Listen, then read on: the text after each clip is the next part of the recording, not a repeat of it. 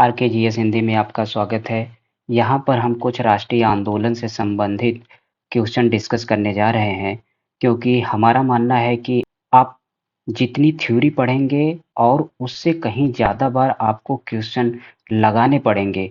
मतलब अगर आप क्वेश्चन ज़्यादातर बनाएंगे तो वो चीज़ें आपको लंबे समय तक याद भी रहेंगी, और जो कुछ कॉन्सेप्ट जो रह जाता है और जो परीक्षाओं में बार-बार गलती होती है, उसको हम बहुत बारीकी से देखते हैं, ठीक है? ये वही सारे क्वेश्चन हैं जो इसके पहले हम थ्योरी आधुनिक भारत में पढ़ाए जा चुके हैं, ठीक है?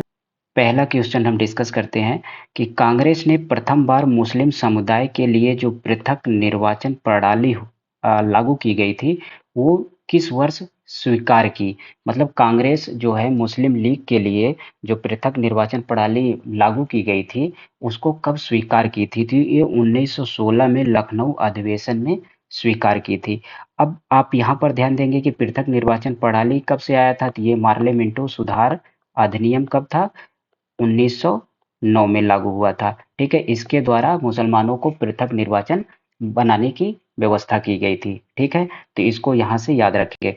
और इसको कांग्रेस ने पहले तो अस्वीकार किया, क्योंकि ये एक सांप्रदायिक मामला था, क्योंकि मुसलमान को अगर अलग से निर्वाचन करने की व्यवस्था कर दी जाएगी, तो सबसे पहले डर ये था कि भारत में और सारे जो अल्पसंख्यक हैं वो भी मांग करने लगेंगे, जैसे सिख हैं, ईसाई हैं, पारसी हैं। ये इन सब सारी चीज़ों का जो हमें डर था, वो बाद में होने लगा, ठीक है? लेकिन इसको जाकर के कांग्रेस जो लखनऊ अधिवेशन हुआ 1916 में, उसमें जाकर के कांग्रेस ने स्वीकार किया, इसको याद रखेंगे। 1916 में जो मुस्लिम लीग और कांग्रेस के मध्य समझौता किसने कराया था? तो 1916 में जो लखनऊ अधिवेशन हुआ, ठीक है? लखनऊ अधिवेशन बहुत इंपॉर्टेंट है।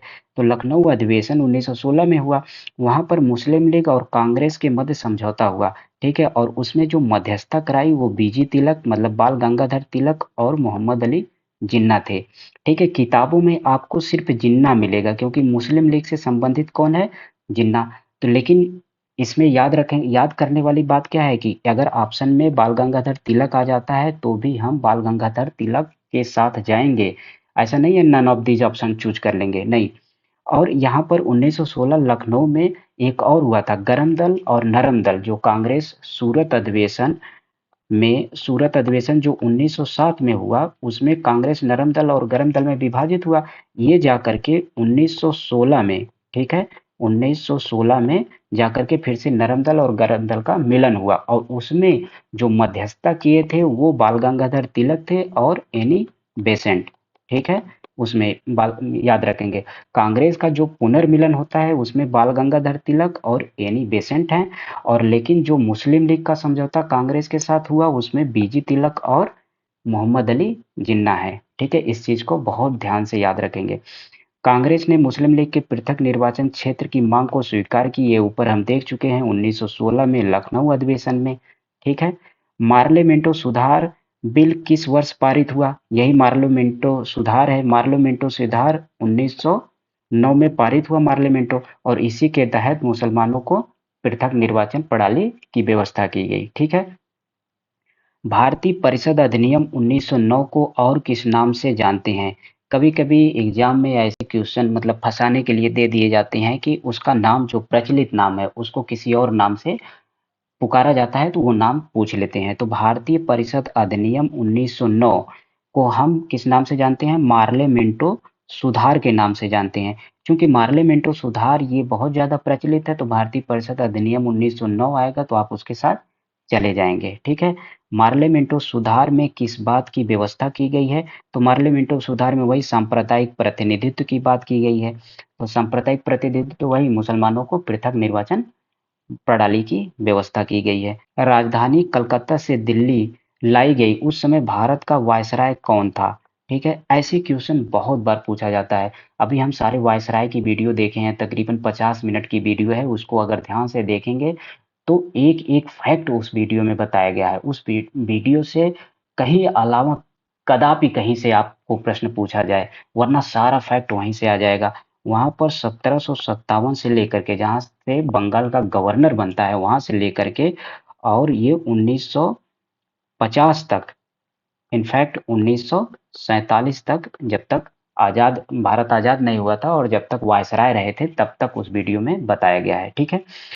उसका लिंक हम डिस्क्रिप्शन में देंगे, उसको देख लेंगे। और ये यहाँ पर जितने सारे क्वेश्चन बताए जा रहे हैं ये प्रैक्टिस है, पहले इसकी थ्योरी हो चुकी है, ठीक है। तो वायसराय कौन था उस समय? लॉर्ड हार्डिंग था, जिस समय राजधानी कलकत्ता से दिल्ली लाई गई, ठीक है, हार्डिंग था। देखिए 1911 में राजधानी कलकत्ता से दिल्ली लाने की घोषणा हुई, लेकिन राजधानी कब बनी? 1912 में बनी। इसको याद रखेंगे, 1911 में घोषणा होती है, 1912 में राजधानी बनती है। इस चीज को याद रखेंगे। होम रूल लीग आंदोलन सर्वप्रथम किसने आरंभ किया था? यहाँ पर देखिए क्या कॉन्सेप्ट है। तो दो होम रूल लीग बनी थी, ठीक है। होम रूल लीग की स्थापना दो हुई थी, 1 अप्रैल 1916 में, ये बनाए थे बीजी तिलक, ठीक है, इसको याद रखेंगे। और एक बनी थी सितंबर 1916 में, ये बनी थी एनी बेसेंट के द्वारा, ठीक है, एनी बेसेंट के द्वारा। तो ठीक है, देखिए लेकिन जो होम रूल लीग की स्थापना अप्रैल 1916 में बनी, ये बीजी तिलक की है। और लेकिन जो होम रूल लीग आंदोलन सर्वप्रथम आरंभ करने की जब बात आती है तो इसमें कौन है? सबसे पहले एनी बेसेंट है। यही कॉन्सेप्ट है कि जो जो जिसकी होम रूल लीग लास्ट में बनी है, स्थापना हुई है, वही सबसे पहले इस आंदोलन को शुरुआत किए। तो एनी बेसेंट सबसे पहले आंदोलन को सर्वप्रथम आरंभ किया था, लेकिन होम रूल लीग की जो स्थापना हुई सर्वप्रथम बीजी तिलक के द्वारा हुई। ऐसे क्वेश्चन जब आ जाते हैं तो वहां पर कंफ्यूजन होने लगता है, ठीक है। तो इन कंफ्यूजन से बचने के लिए ये प्रैक्टिस जरूरी है। देखिए क्वेश्चन कैसे आता है, निम्न में से कौन होम रूल लीग से जुड़ा था? क्वेश्चन आएगा, चार ऑप्शन दे दिया जाएगा और उसमें पूछ लिया जाएगा कि होम रूल लीग से कौन नहीं जुड़ा था। और जो चौथा ऑप्शन है यहाँ पर किसी का भी XYZ किसी का भी नाम दे दिया जाएगा, लेकिन ये तीन नाम होम रूल लीग में एकदम फिक्स हैं। और जब ऐसे क्वेश्चन आते हैं तो आप ऑप्शन से कर देंगे। तीन नाम इसको याद रखेंगे, एक तो तिलक जिनकी अप्रैल 1916 में स्थापना किए, एनी बेसेंट जो सितंबर 1916 में किए, और यस सुब्रमण्यम अय्यर, ये भी होम रूल लीग से जुड़े थे। तो दो नाम अक्सर सबको याद होता है, लेकिन तीसरे नाम में कंफ्यूजन होता है, तो ये तीसरा नाम याद रख लेंगे, यस सुब्रमण्यम अय्यर, ठीक है। और चौथा नाम कोई भी देगा तो आप उसके साथ चले जाएंगे, क्योंकि अगर ऑप्शन में क्वेश्चन में पूछा है कि इनमें से कौन नहीं है, तो नहीं वाला हमेशा चेंज हुआ, वो 2-3 बार ये क्वेश्चन रिपीट हो चुका है, ठीक है। तिलक तथा एनी बेसेंट के द्वारा बनाए गए होम लीग में एक में मिला दिया गया, ठीक है। तिलक का जो था ये अप्रैल 1916 में, और एनी बेसेंट का कब था? सितंबर 1916 में बना था। इन दोनों को 1918 में एक में मर्ज कर दिया गया, ठीक है। दक्षिण अफ्रीका में रहने की अवधि में महात्मा गांधी ने किस पत्रिका का प्रकाशन किया? तो इंडियन ओपिनियन पत्रिका का प्रकाशन किया दक्षिण अफ्रीका में जब महात्मा गांधी रहे थे, तो इसको याद रखेंगे। फिनिक्स फॉर्म कहाँ है? तो फिनिक्स फॉर्म की जब बात आती है तो ये कहाँ है? डरबन, दक्षिण अफ्रीका में। यम के गांधी समर्थक थे, किसके समर्थक थे? यम के गांधी दार्शनिक अराजकतावाद के समर्थक थे, दार्शनिक अराजकतावाद के समर्थक थे, ये इनका सिद्धांत था, क्योंकि इसमें आदर्श और अहिंसक राज्य की संकल्पना थी।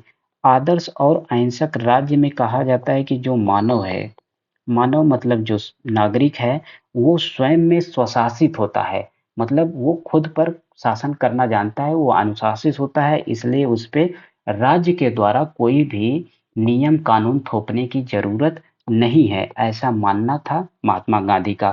इसलिए जब एग्जाम में आता है तो इसको थोड़ा सा ध्यान रखेंगे, दार्शनिक अराजकतावाद है, तो इसको ध्यान रखेंगे, क्योंकि अराजकता और इन सब चीजों से गांधी जी का कोई लेना देना नहीं था, लेकिन उनका सिद्धांत दार्शनिक अराजकतावाद था। इसको आप बहुत ध्यान से देखेंगे, ठीक है। महात्मा गांधी जी के भारतीय राष्ट्रीय कांग्रेस के अधिवेशन में सर्वप्रथम भाग लिए थे, मतलब महात्मा गांधी जो थे वो भारतीय राष्ट्रीय कांग्रेस के किस अधिवेशन में भाग लिए थे? ये भाग लिए थे 1901 में, क्योंकि वो 1 जनवरी, आप पढ़ेंगे कि 1 जनवरी 1915 को वो भारत आए थे, ठीक है। लेकिन दक्षिण अफ्रीका में जब वो रहते थे तो उसमें 1901 में वो एक बार भारत आए। उस समय कलकत्ता में अधिवेशन चल रहा था, तो उसमें महात्मा गांधी ने पार्टिसिपेट किया था।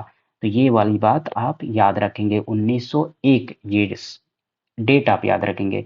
और कलकत्ता उस समय के अधिवेशन में अब प्रेसिडेंट कौन था? दिनसा वाचा था। ठीक है। महात्मा गांधी के राजनीतिक गुरु कौन थे? ये गोपाल कृष्ण गोखले राजनीतिक गुरु थे। अब यहाँ पर अगर आप देखेंगे कि महात्मा गांधी का गुरु, तो आप दो चीजें याद रखेंगे, महात्मा गांधी और जिन्ना, इन दोनों के गुरु कौन थे? गोपाल कृष्ण गोखले। और गोपाल कृष्ण गोखले के गुरु कौन थे? गोविंद रानाडे। ठीक है, इसको याद रखेंगे। गोपाल कृष्ण गोखले के गुरु गोविंद रानाडे और महात्मा गांधी और जिन्ना के गुरु गोपाल कृष्ण गोखले थे।